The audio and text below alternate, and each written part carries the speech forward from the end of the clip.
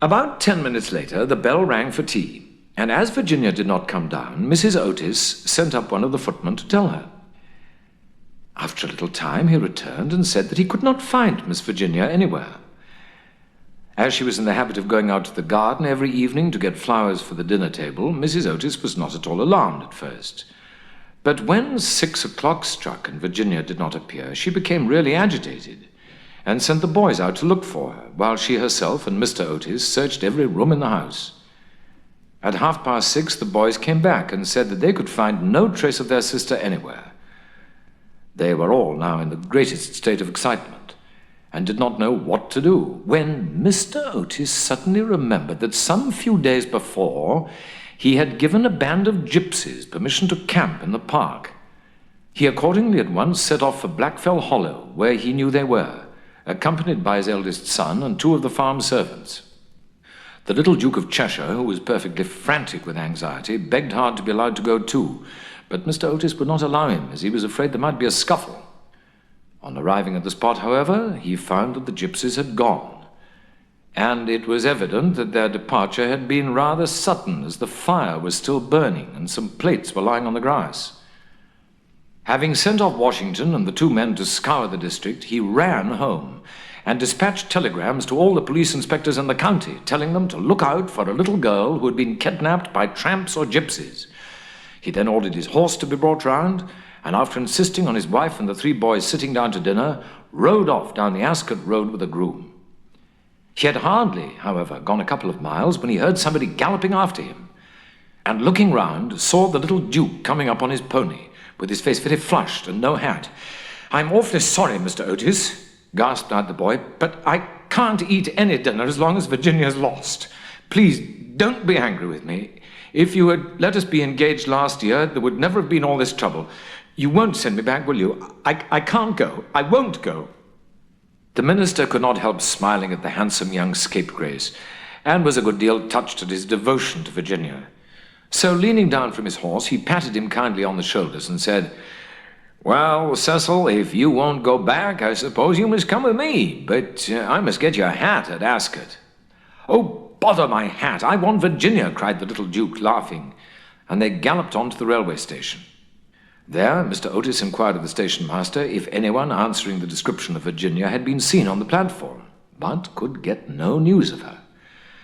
The station master, however, wired up and down the line and assured him that a strict watch would be kept for her. And after having bought a hat for the little Duke from a linen draper who was just putting up his shutters, Mr. Otis rode off to Bexley, a village about 4 miles away, which he was told was a well-known haunt of the gypsies, as there was a large common next to it. Here they roused up the rural policeman, but could get no information from him. And after riding all over the common, they turned their horses' heads homewards and reached the chase about 11 o'clock, dead tired and almost heartbroken. They found Washington and the twins waiting for them at the gatehouse with lanterns, as the avenue was very dark. Not the slightest trace of Virginia had been discovered. The gypsies had been caught on Brockley Meadows, but she was not with them, and they had explained their sudden departure by saying that they had mistaken the date of Chawton Fair and had gone off in a hurry for fear they might be late. Indeed, they had been quite distressed at hearing of Virginia's disappearance, as they were very grateful to Mr. Otis for having allowed them to camp in his park, and 4 of their number had stayed behind to help in the search. The carp pond had been dragged, and the whole chase thoroughly gone over, but without any result. It was evident that, for that night at any rate, Virginia was lost to them. And it was in a state of the deepest depression that Mr. Otis and the boys walked up to the house, the groom following behind with the 2 horses and the pony. In the hall they found a group of frightened servants, and lying on a sofa in the library was poor Mrs. Otis, almost out of her mind with terror and anxiety, and having her forehead bathed with eau de cologne by the old housekeeper. Mr. Otis at once insisted on her having something to eat, and ordered up supper for the whole party. It was a melancholy meal, as hardly anyone spoke, and even the twins were awestruck and subdued, as they were very fond of their sister. When they had finished, Mr. Otis, in spite of the entreaties of the little Duke, ordered them all to bed, saying that nothing more could be done that night, and that he would telegraph in the morning to Scotland Yard for some detectives to be sent down immediately. Just as they were passing out of the dining room, midnight began to boom from the clock tower.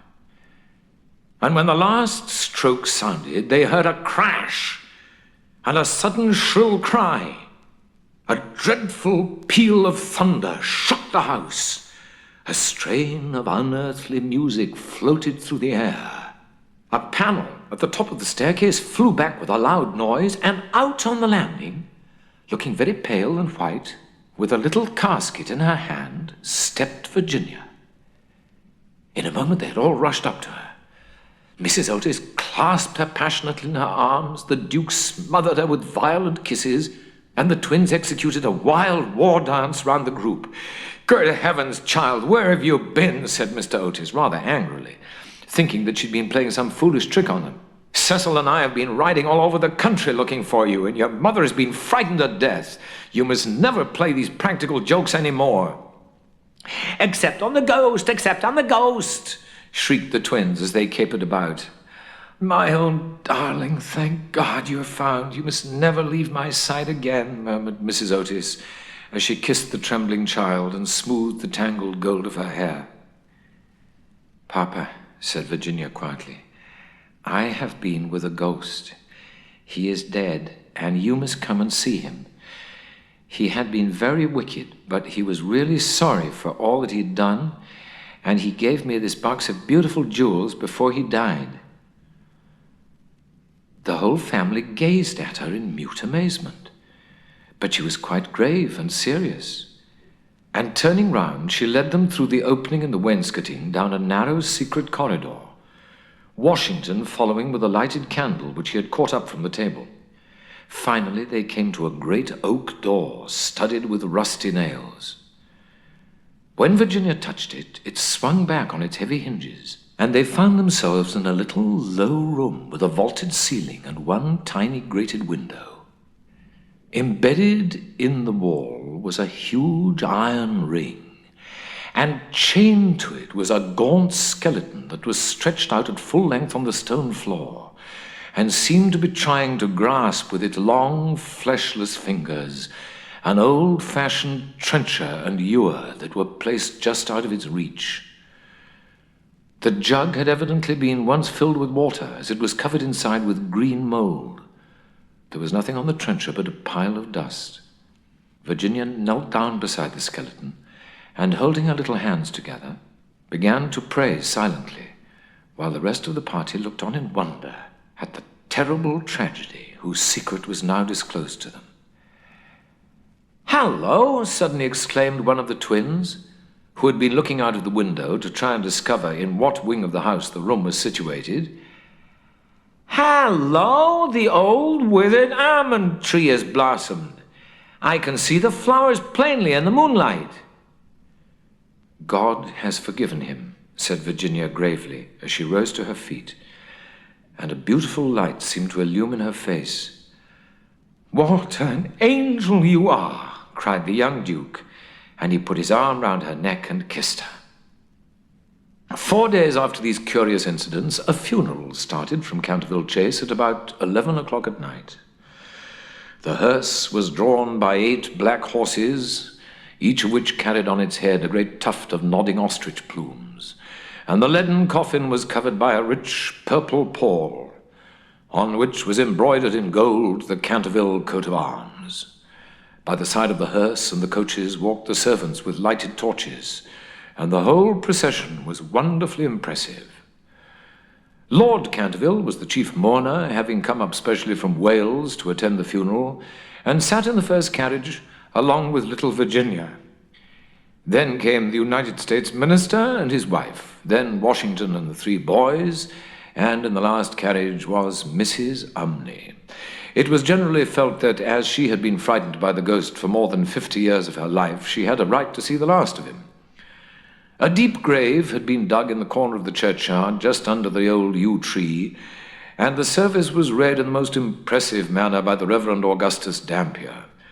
When the ceremony was over, the servants, according to an old custom observed in the Canterville family, extinguished their torches, and as the coffin was being lowered into the grave, Virginia stepped forward and laid on it a large cross made of white and pink almond blossoms.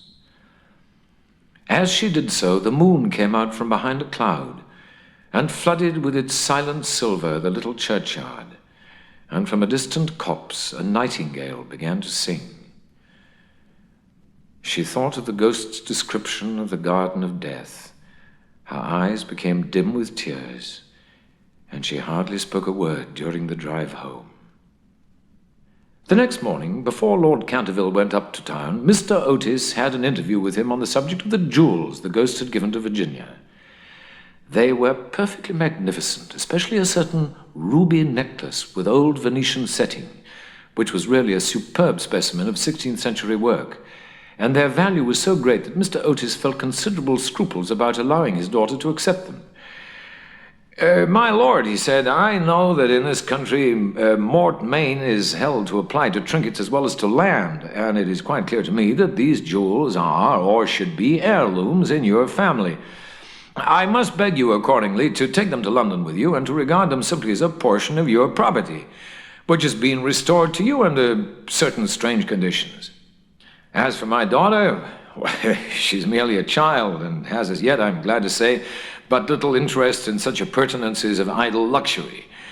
I am also informed by Mrs. Otis, who I may say is no mean authority upon art, having had the privilege of spending several winters in Boston when she was a girl, that these gems are of great monetary worth, and if offered for sale would fetch a tall price.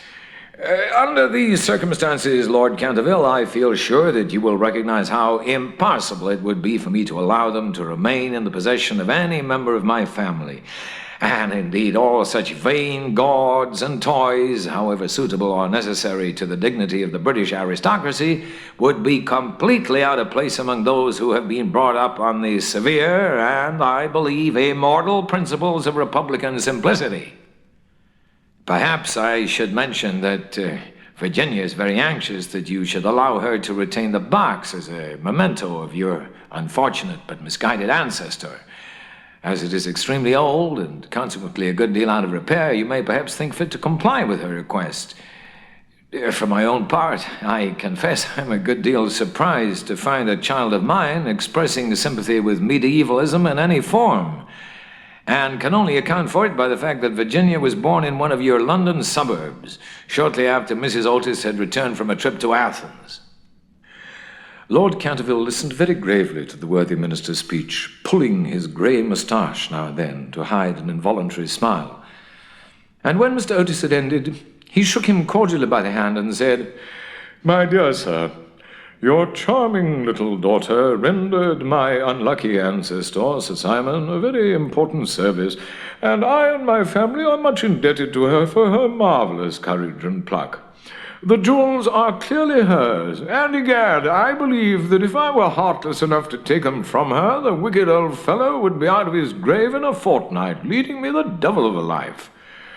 As for their being heirlooms, nothing is an heirloom that is not mentioned in a will or legal document, and the existence of these jewels has been quite unknown. I assure you, I have no more claim on them than your butler, and when Miss Virginia grows up, I dare say she'll be pleased to have pretty things to wear. Besides, you forget, Mr. Otis, that you took the furniture and the ghost at a valuation, and anything that belonged to the ghost passed at once into your possession, as whatever activities Sir Simon may have shown in the corridor at night, in point of law he was really dead, and you acquired his property by purchase.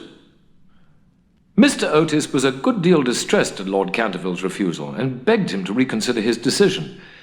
But the good-natured peer was quite firm, and finally induced the minister to allow his daughter to retain the present the ghost had given her.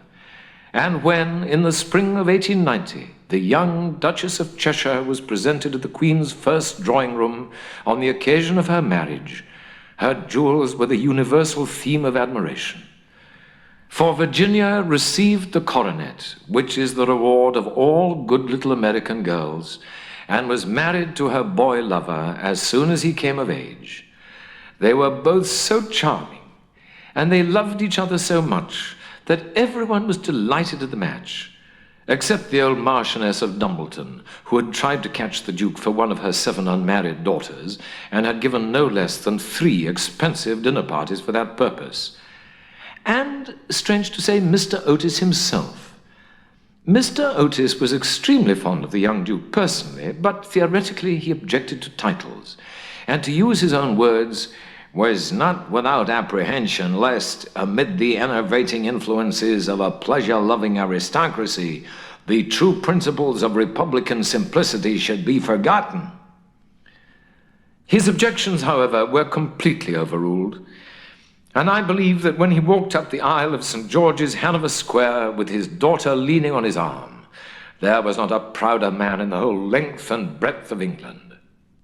The Duke and Duchess, after the honeymoon was over, went down to Canterville Chase, and on the day after their arrival, they walked over in the afternoon to the lonely churchyard by the pine woods. There had been a great deal of difficulty at first about the inscription on Sir Simon's tombstone, but finally it had been decided to engrave on it simply the initials of the old gentleman's name and the verse from the library window.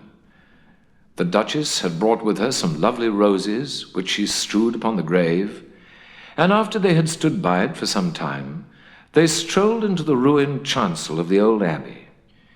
There the Duchess sat down on a fallen pillar, while her husband lay at her feet smoking a cigarette and looking up at her beautiful eyes. Suddenly he threw his cigarette away, took hold of her hand, and said to her, "Virginia, a wife should have no secrets from her husband." "Dear Cecil, I have no secrets from you." "Yes, you have," he answered, smiling. "You have never told me what happened to you when you were locked up with a ghost." "I have never told anyone, Cecil," said Virginia gravely. "I know that, but you might tell me." "Please don't ask me, Cecil. I cannot tell you. Poor Sir Simon. I owe him a great deal. Yes, don't laugh, Cecil. I really do. He made me see what life is and what death signifies, and why love is stronger than both." The Duke rose and kissed his wife lovingly. "You can have your secret as long as I have your heart," he murmured. "You have always had that, Cecil. And you will tell our children someday, won't you?" Virginia blushed.